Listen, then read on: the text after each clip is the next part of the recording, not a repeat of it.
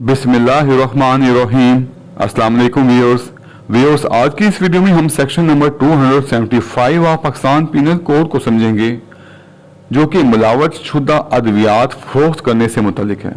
पिछला सेक्शन जो था इससे रिलेटेड वो 274 था, जो कि अद्वियात में मिलावट से मुतालिक था। लेकिन ये जो सेक्शन है ये मिलावट शुदा अद्वियात, जो कि अद्वियात पहले ही मिलावट शुदा हों, उनकी फरोख्त से मुतालिक है।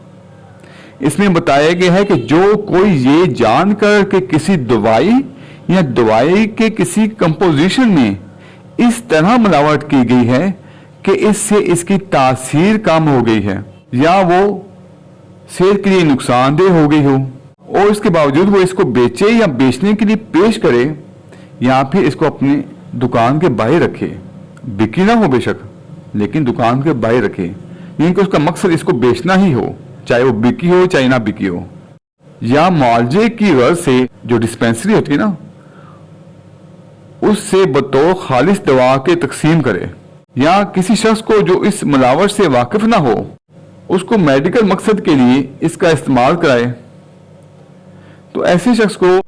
6 माह तक की कैद की सजा हो सकती है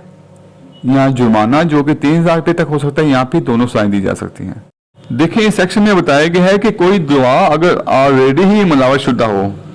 और ये जानते बूझते उसको फरोख्त के लिए पेश किया जाए, मकसद ये हो कि उसको फरोख्त किया जाए, चाहे वो फरोख्त हुई हो या ना हुई हो, या उसको सिर्फ दुकान के अंदर ही रखा जाए या दुकान के बाहर रखा जाए, तो फिर भी ऐसे शख्स को इस सेक्शन के तहत ही सलाह दी जाएगी। यहाँ पे ये भी हो सकता है कि जैसे डिस्पेंसरी वगैरह होती हैं महलों में, उस डिस्पेंसरी में उस दवाई को रखा जाए ताकि वो खालिस दवा ही समझी जाए और उसको इसी लिहाज से उसको लोगों को दी जाए। यहाँ पे किसी ऐसे शख्स को दी जाए जो कि उस मिलावट से वाकिफ ना हो और उसके इलाज के लिए उसको ऐसी दवाई इस्तेमाल कराई जाए कि ये दवाई तुम इस्तेमाल कर लो, उसको तो नहीं पता इसमें मिलावट हुई है या नहीं हुई। तो ऐसी सोच में ऐसे शख्स को इस सेक्शन के तहत सलाह दी जाएगी।